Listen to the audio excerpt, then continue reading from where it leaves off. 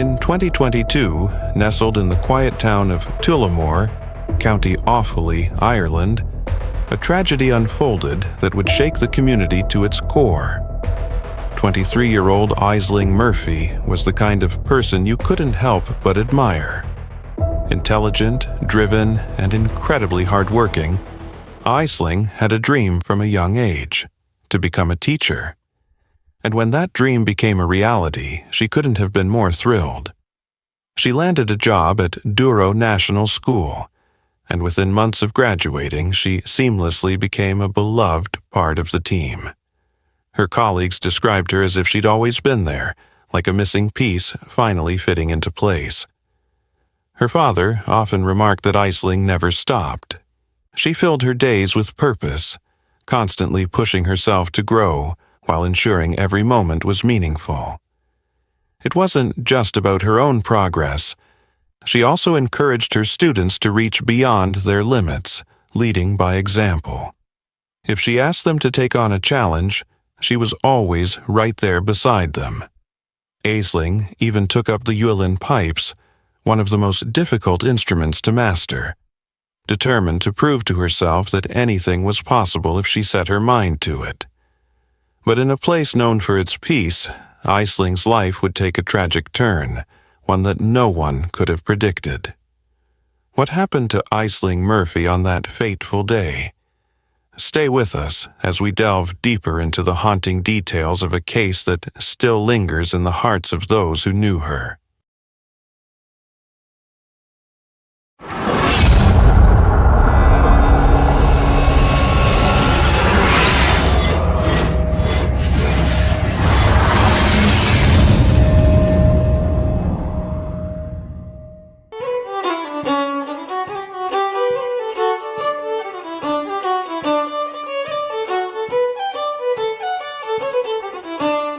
Ashling Murphy's passion for music and the creative arts ran deep.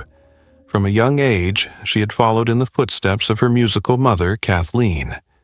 In school, she immersed herself in everything: choir, orchestra, camogie team, and traditional music groups. But it was the fiddle that truly captured her heart. By the time she was an adult, Ashling was ranked among the top 5% of fiddle players in the country. And she'd even performed at the renowned Tullamore Tradfest traditional music festival. Music wasn't just a hobby for her, it was an extension of who she was. Family was everything to Ashling, too. No matter how busy her life became, she always made time for her loved ones: dinner, drinks, laughter with her dad, Ray, her mom, Kathleen, her sister Amy, and her brother Cowell. And of course there was Ryan, the man who had captured her heart. They had met at a disco when they were just 15, drifted apart for a while, but eventually found their way back to each other. From that moment, they were inseparable. Together, they began making plans for the future: a dream house, marriage, children. Ryan spoke of Ashling's comforting smile and infectious laugh, the way she could lift your spirits no matter how low you felt.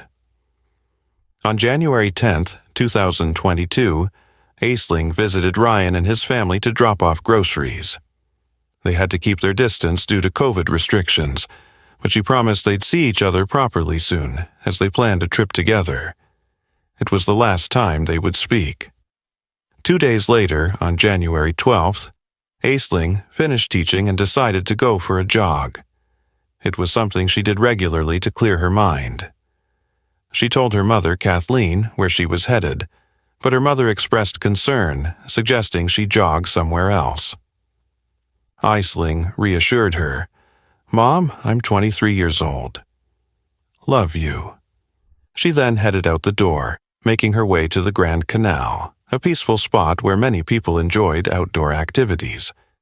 At 3:15 p.m., as 2 other women jogged along the same path, known as Fiona's Way, named after a missing woman, they noticed something strange. A bicycle was abandoned on the side of the path, and from the nearby woods they heard what sounded like a woman crying. Thinking Ashling had fallen and hurt herself, the women approached to help, only to be confronted by a sight they would never forget. A man was bent over Ashling, pinning her down.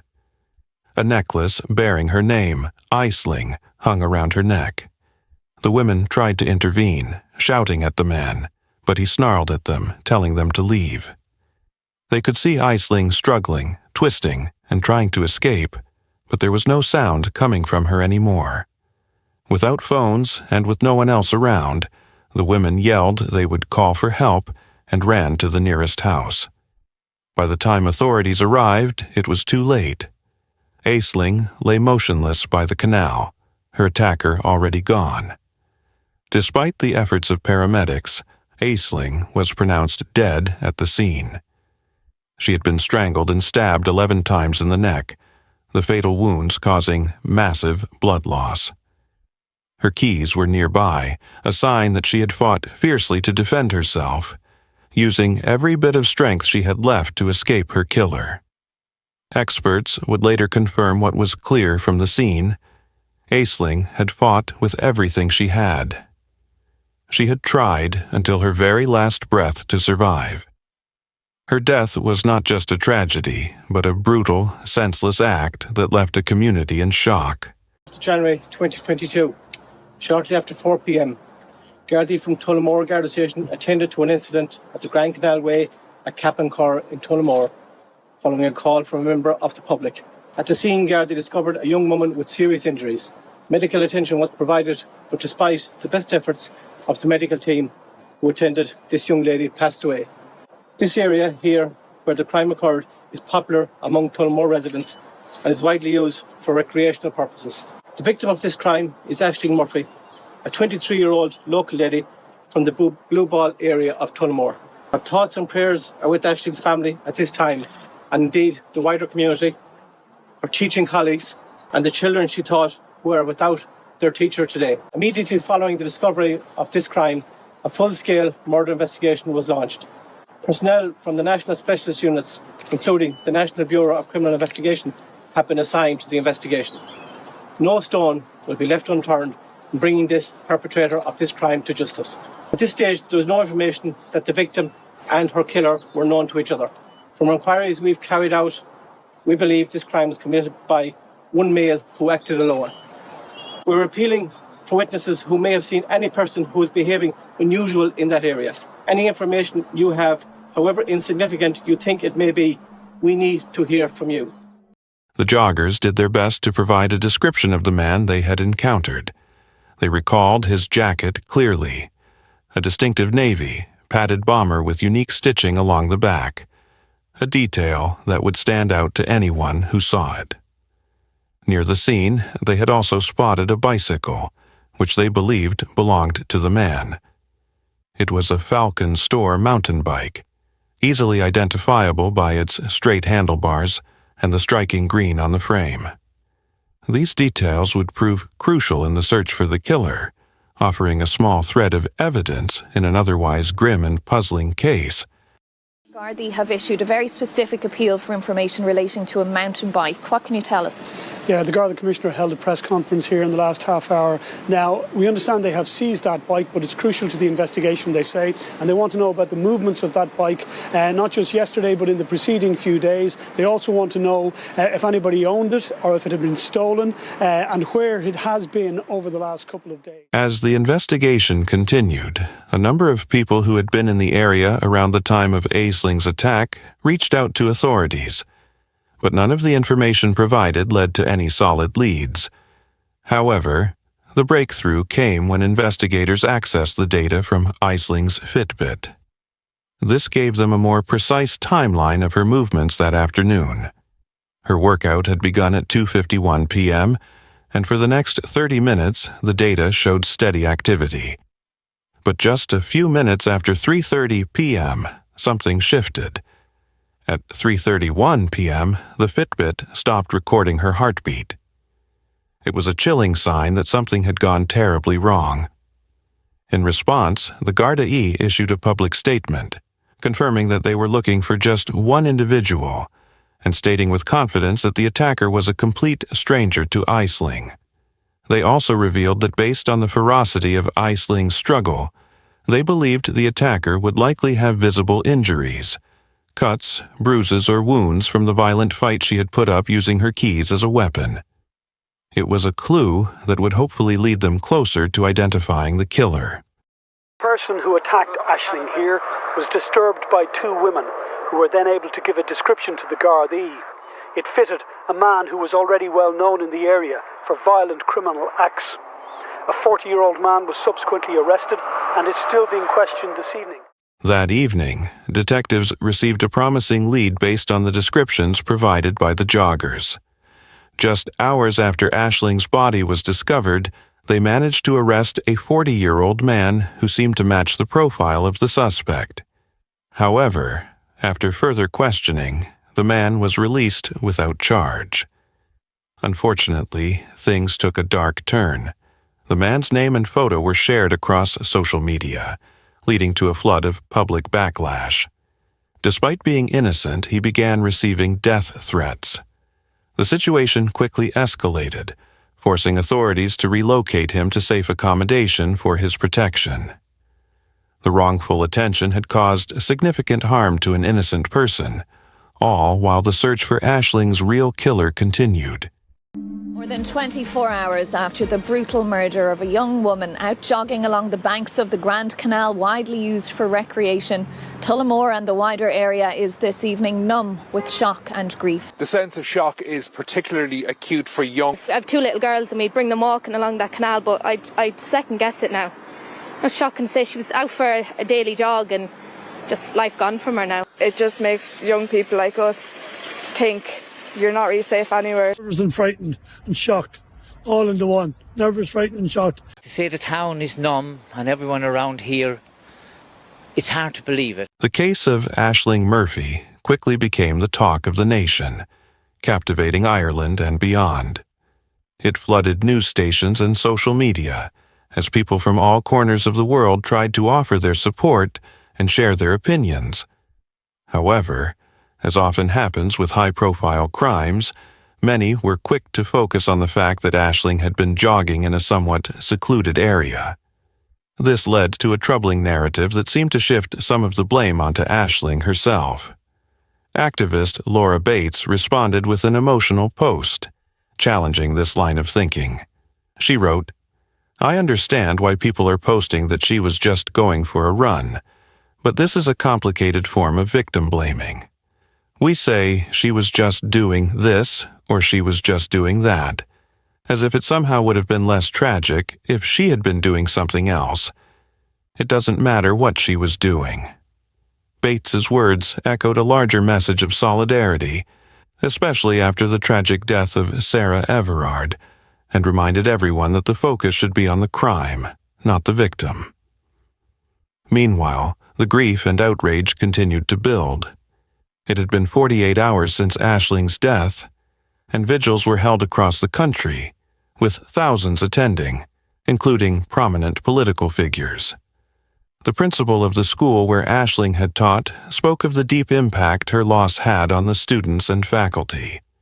"It's so hard to think that she was here just yesterday, teaching her first class of students, and today they're in tears without her." On January 14th, a small crowd gathered outside the Irish Parliament to honor Ashling, and by 4 p.m. that crowd had swelled to over 1,000 people. The Prime Minister at the time, Michael Martin, and future leader Leo Varadkar joined the vigil, with Varadkar calling Ashling's murder a tragedy that united the nation in revulsion. Meanwhile, the investigation was moving forward. Though the Gardaí kept most of their findings under wraps, by January 17th, they had made significant progress. They revealed that they had received an unsettling email, sent at 10:44 p.m., in which the sender claimed responsibility for Ashling's murder. The email apologized profusely and seemed to come from someone remorseful, but detectives quickly traced it to a man who suffered from mental health issues and excessive drinking. He admitted to being confused about the email, claiming he had no memory of sending it, and that he had no involvement in the crime. While initially promising, further investigation ruled him out completely, leaving the police back at square one. Then, just days after the crime, detectives received a crucial tip. A 31-year-old man had walked into a hospital quite far from where Ashling was killed, seeking treatment for cuts, bruises, and scratches to his face. Given how quickly the details of Ashling's murder had spread, hospital staff alerted the Gardaí, suspecting there might be a link between the man's injuries and the crime. When detectives interviewed him, the man claimed he'd been attacked by a man wearing a blue face mask, a description that was hard to verify due to the ongoing pandemic. His story was full of inconsistencies, and when shown a picture of Ashling, he insisted he had never seen her before and couldn't understand the news because he didn't speak English. But then, his story began to unravel. Later, he admitted, "I did it. I murdered her." He explained that he had tried to save Ashling but ended up attacking her. He then started crying, confessing how he had panicked, and shockingly added, "I cut her. I cut her neck." The man went on to point to his stomach, where 3 puncture wounds were visible, likely caused by Ashling's keys during her desperate attempt to defend herself. A DNA sample was taken from him, and the results confirmed what detectives had feared. His DNA was found under Ashling's fingernails. It was now clear that they had their man. On January 18th, as the investigation reached its climax, hundreds of people gathered for Ashling's funeral, marking the heartbreaking conclusion of a case that had shaken the nation to its core.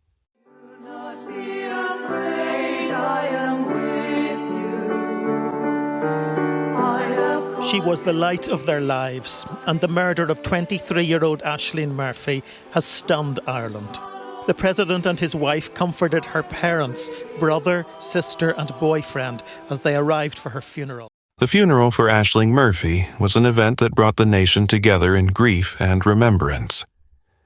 It was attended by prominent figures, including the then Taoiseach, Michio Martin, President Michael D. Higgins and his wife Sabina, and Minister for Justice, Helen McEntee. Across the country, schools paused to observe a minute of silence at 11 a.m. in honor of Ashling's life. In a heart-wrenching tribute, her young students lined the streets, holding pictures of their beloved teacher as her funeral procession passed by.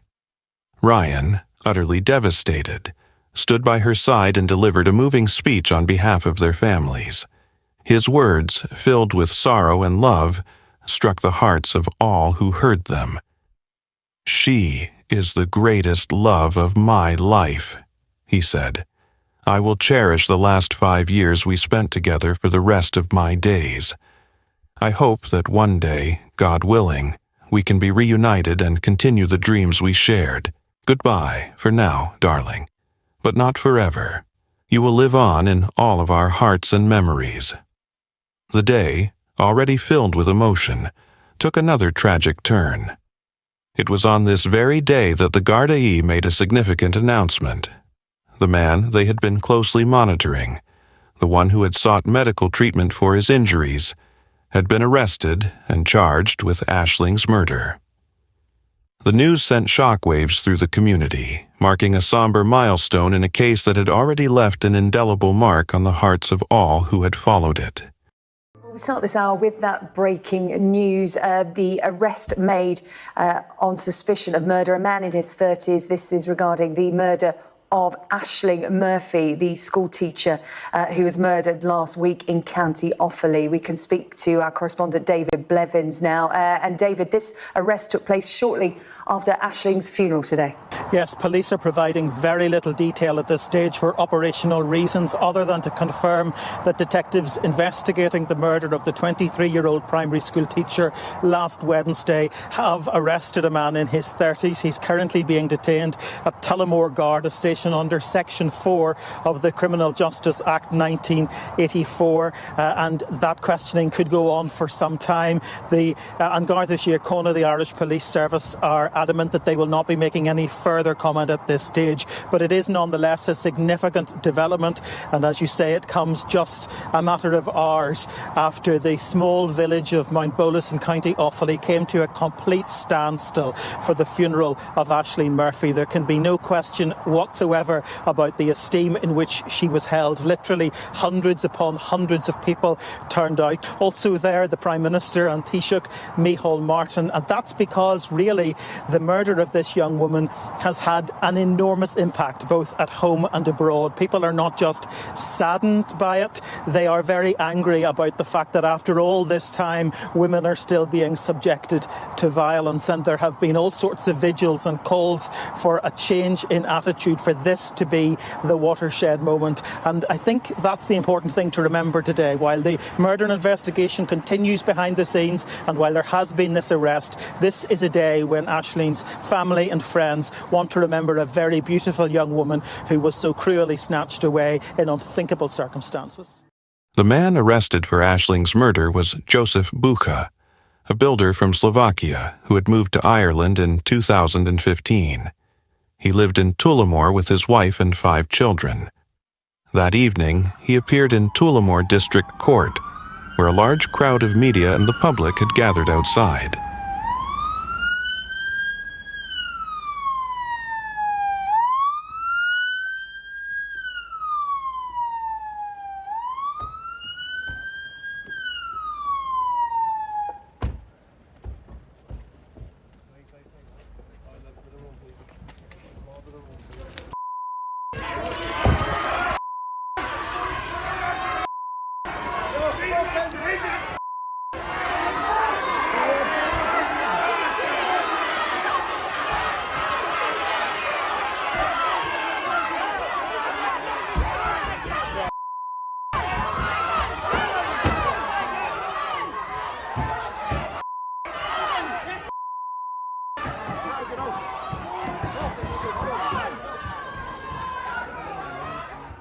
The Garda E received more shocking information about Joseph's actions in the hours before Ashling's murder.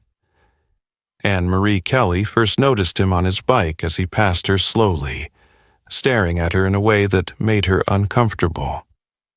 Later, she saw him again at the canal, walking behind her while pushing his bike. She could feel his gaze and quickened her pace. Fortunately, she spotted a man in a van and jogged toward him, prompting Joseph to quickly leave. He had also followed 3 other women that day, even appearing on camera a few times before finding Ashling. Authorities believe he was on a mission to harm or kill someone. Described as a phantom individual, Joseph had never been on their radar until then. Despite his confession, Joseph pleaded not guilty, claiming he didn't remember admitting to anything in the hospital. He reverted to his previous story, now alleging he had been trying to save Ashling from another man. The investigation continued into June 13, 2023. 5 people appeared in court earlier today, charged in connection with the investigation into the murder of Ashling Murphy in January of last year. All 5 were arrested in Dublin yesterday and they appeared before Tullamore District Court. 5 people were arrested and charged in connection with withholding information or impeding an arrest in Ashling's case. Marek Bushka, Lubomir Kushka, and Lucius Dekovid were charged with withholding information, while Josefina Grunsova and Vera Gazy were accused of impeding the apprehension or prosecution of the alleged offender. By the time Joseph's trial began on October 17, 2023, the prosecution had gathered compelling evidence, including CCTV footage, DNA, witness testimonies, and his own confession. Despite this, his defense team continued to maintain the story that Joseph had been attacked by another man, which explained his injuries. They argued that after the attack, Joseph killed Ashling before fleeing. They also claimed that the 2 women who had seen him had mistaken his actions, suggesting he was trying to stop the bleeding rather than harming her. NHS emergency and intensive care consultant Dr. Johan Grundlig was the final witness for the defence. The jury has heard Mr. Pushka told Gordy that he killed her, but in his evidence to the court he said he did not recall these conversations. Giving evidence via video link from the UK, Dr. Grundling said he had concerns about whether the engagement by Gordy with Mr. Pushka on the evening of the 14th of January last year was reliable due to a multitude of factors. Dr. Grundling said Mr. Pushka's recent surgery, the oxycodone medication he was given, the unfamiliar environment he was in and the language barrier cast doubt over his fitness to be interviewed. He said he would have expected medical practitioners to have been consulted before Gordy spoke to Mr. Pushka and for Mr. Pushka to have been checked for signs of subtle delirium or confusion. The doctor agreed with prosecuting counsel Anne-Marie Lawler that Mr. Pushka had been regularly checked by medical staff during his hospital stay and there was no record of him being disorientated or confused at any point. He also agreed with Ms. Lawler that Mr. Pushka would have had at most just over 8 milligrams of oxycodone in his system at the time he made the confession. The prosecution condemned Joseph's lies as foul and contemptible. They criticized his attempt to portray himself as a good Samaritan, calling it disgusting. They made it clear that Ashling was the only victim, and Joseph's actions were a desperate attempt to avoid responsibility for his crime.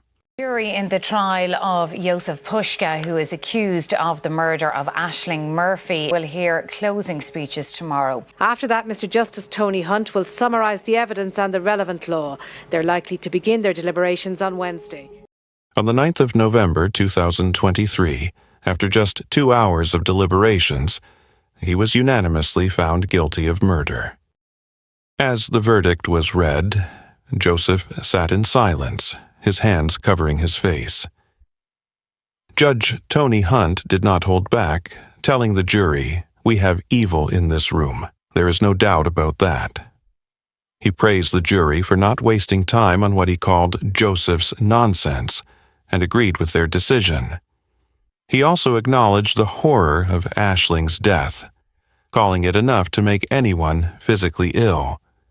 For the difficult task the jury had endured, he excused them from service for 20 years.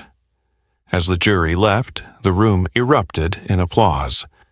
On November 17, 2023, Joseph was sentenced. Judge Hunt told him there was only one sentence, a mandatory life sentence. Ryan, Ashling's partner, addressed Joseph directly. "You have no idea the love we had for each other because of you. I'll never marry my soulmate because of you. I have to live without her. You showed no remorse, which sums up the kind of person you are. Pure evil." Ryan ended with, "When your day of reckoning comes, may you be in hell a whole half hour before God even knows you're dead." Joseph avoided eye contact with anyone, including the judge. Mr. Justice Hunt stated that if he had the power, he would have considered a whole life order for Joseph. He added that when Joseph's release is considered, the decision would need to take into account that no one knows why he killed Ashling. He had never shown any remorse and had lied about the events, all of which would be factored into the decision. After sentencing, Joseph was moved to a padded cell under 24-hour surveillance. Sources claimed he had tried to take his own life during the trial, and other inmates had reportedly made threats against him. Despite everything, Joseph's family still believed he was innocent. At this moment in time, and on behalf of the Murphy family, I would like to take this opportunity to express our deep gratitude to all of our family, friends and community for their unwavering support since our Ashling was stolen from us 22 months ago on the 12th of January 2022. From day one, the outpouring of love and support was felt in abundance from the Irish people, both on a national and international level. She was not only an integral part of our family, but she was also a huge shining light in our community, a community in which, year in, year out, she gave back to as best she could. Words cannot express gratitude to all members of An Garda Síochána, who conducted and pieced together a robust and thorough investigation. We wish to formally thank the prosecution legal team, Justice Hunt, and also our family liaison officers, Sergeant Lucy McLaughlin and Detective Garda Alan Burke. We'd like to also thank the victim support at court team, who were always there for us, always waiting to help us at any given moment. We would like to also thank the members of the jury for reaching this verdict. Sitting through the harrowing evidence of this trial was not an easy task, and we'll be forever grateful for their patience and resilience throughout this incredibly difficult process. It is simply imperative that this vicious monster can never harm another woman again. Thank you.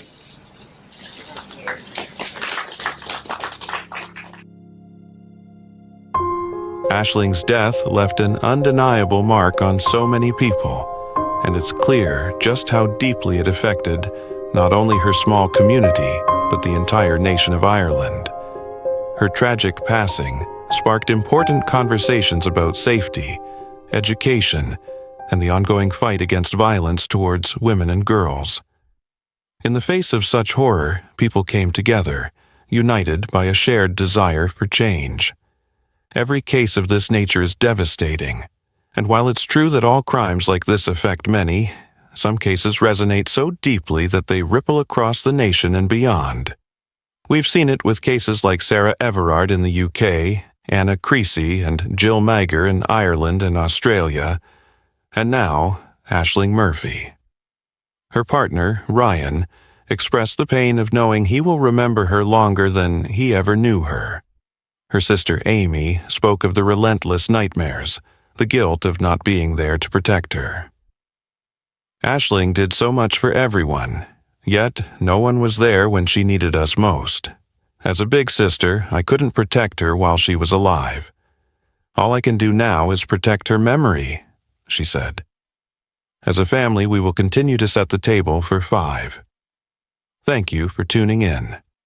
If you'd like to support our channel and help us keep making content, please don't forget to like, comment, share, and subscribe. Your support means the world to us, and we truly appreciate it.